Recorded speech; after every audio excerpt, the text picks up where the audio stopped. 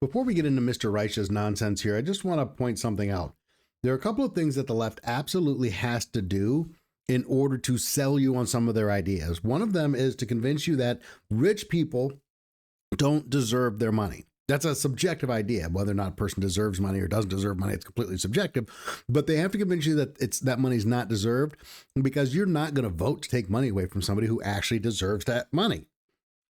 The second thing they have to convince you is that rich people and the wealth that they have is having a direct impact on your life, which is objectively false. It's untrue. So, but those two things have to exist. Those two lies have to get sold to the public in order for you to grant more power to the state to consume more wealth out of the private sector. Just bear that in mind as we go through this video. People have worked the hardest and therefore deserve their wealth. Bunk.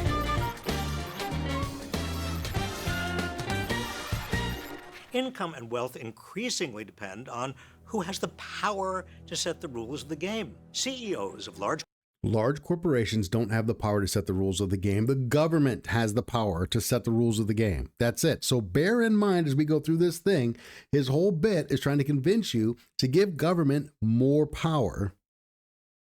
But government is the one that has the power.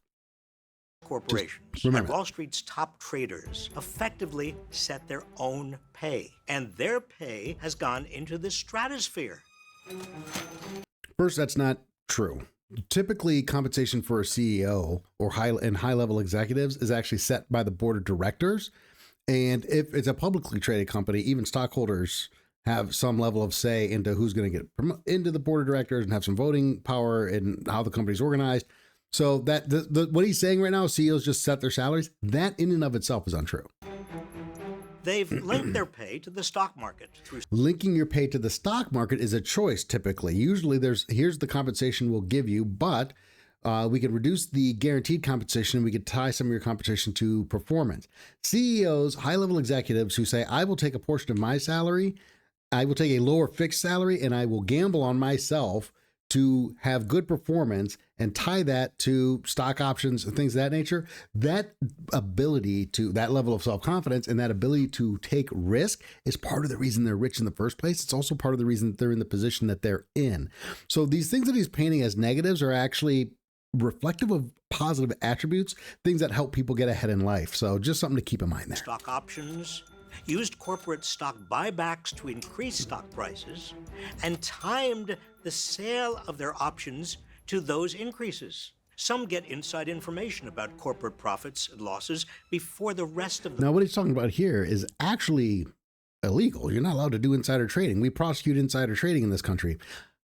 Hold on. Unless you're a member of Congress, then it's okay. But in the private sector, we prosecute insider trading. So he's actually talking about something illegal here, but that's okay. Public and trade on that information. Others create or work for companies that have monopolized their markets. Another lie. Now listen, the reason I point this out is because if he's got a valid point to make, he doesn't have to lie. He doesn't have to mislead you. He doesn't have to make stuff up. There is no monopoly in the United States. Okay? Private markets, free markets don't promulgate monopolies. Government does that, but there are no monopolies. Who's a monopoly?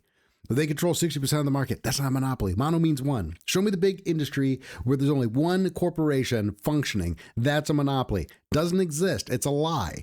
So again, if he had a valid point to make, he wouldn't have to keep lying to you. It means they can charge consumers higher prices than if they had to compete for those consumers. And again, this is kind of another lie. Not just the fact that the monopoly thing isn't really a thing that happens in free markets, but also the fact that once I have a monopoly, I can just charge as much as I want to. Why? The only way that I can do that, the only way I can just charge whatever I want, is if the government's preventing competition from entering into the marketplace. And they do that through taxes, through regulations, and they do that in response to lobbyists. The bottom line here is that Robert Reich is advocating, his whole thing is government needs to be more involved in the economic system. We need to tax more. We need to take this money from them, which grows government, makes government bigger, makes government more powerful. Government needs to play a bigger role in the system, but it is government itself that is causing the majority of these problems. And they can keep wages low because workers have fewer options of whom to work for.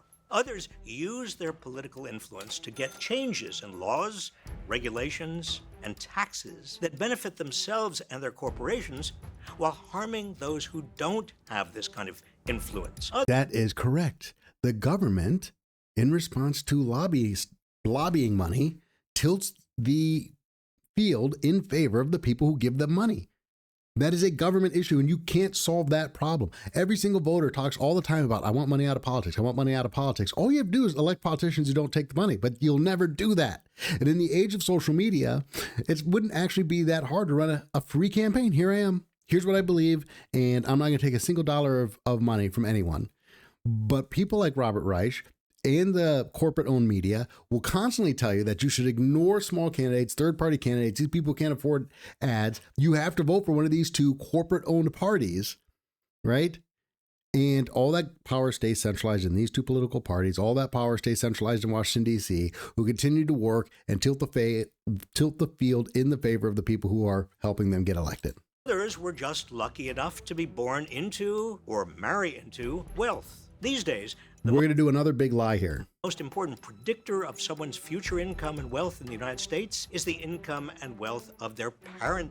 I didn't see a source provided for this, but it makes sense. 60% of all wealth is inherited, and we're on the cusp. That is super important.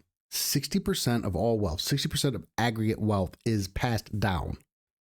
What does that mean? It doesn't mean anything. It's an empty statistic. What he wants you to infer from that statistic is that 60% of wealthy people inherited their money. That's not true. 60% of all wealth, 60% of all wealth is inherited. What does that mean? It just means that 60% of wealth is passed down from generation to generation, from parent to child. It doesn't even mean if I inherit $100,000, I'm not wealthy, but I inherited wealth. Only about 10 to 20%, somewhere in that range, of millionaires inherited their wealth. And of those, most of them inherited less than $1 million. The majority of people who are wealthy in this country did not start out that way and did not inherit their wealth. The overwhelming majority, by the way. He sneaks that statistic in there specifically to make it look like, to infer that that's not the case, that the majority of wealthy people inherited their money. He didn't say it, but he left it out there kind of as that inference. And then he's going to talk here about the transition of baby boomers passing money on to millennials. Are millennials the ones who are struggling right now, who are trying to get ahead, trying to buy a house? Isn't it a good thing that baby boomers, like my parents, are going to leave me money? Isn't that a good thing? Like what? Of the biggest intergenerational transfer of wealth in history, from rich boomers to their children. Meanwhile, the pay of average workers has stagnated because they have lost economic power and the political influence that goes with it. Corporations have lowered wages by outsourcing work abroad, replacing workers with software, and preventing workers. Wages haven't moved up when adjusted for inflation, which is what he showed in an inflation-adjusted chart. Which actually means purchasing power has stayed relatively the same, which is debunks the argument that people are getting poorer. If purchasing power has stayed relatively the same, then people aren't getting poorer. They just haven't gotten ahead as fast. I would say that standard living today is obviously in many ways significantly higher than it was 50 years ago, but that's another conversation. But the reason that we have all this inflationary pressure is that it's by design. We print and print and print. We massively expand the money supply while at the same time the government does everything it can to reduce the productive capacity of our economy. So we're dumping more money into the economic system than our productive capacity can keep up with, largely because it's being stifled through legislation and regulations and taxes and all these other things. But that's the reason. And it's not because Jeff Bezos has a bunch of money that your purchasing power hasn't changed. That has nothing to do with it at all. From unionizing. Wealth doesn't measure how hard someone has worked or what they deserve, but how well our economic system has worked for them. So again, how well it's worked for them. I mean, they get ahead. That means you're behind. They have there's a fixed pie, and that's all a bunch of BS. But nowhere in this video did he talk about CEO average hours of corporate executives, average hours of business owners. He didn't actually talk about the effort that it takes to reach that level of success. Nowhere in this video. So how did he debunk that they work harder, or that how did he prove that they don't work harder?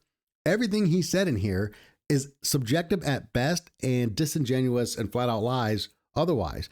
So this is the problem with how the left presents economic ideas. They don't want to talk about it. They're going to give you a 2-minute video to try and then convince you that here's how the world works. And it's just untrue.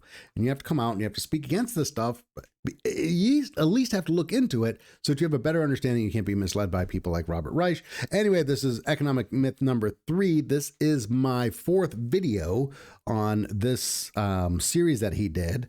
So check the other ones out here, and I'll catch you next time for number 4. Turn on notifications, subscribe, do all the YouTube things.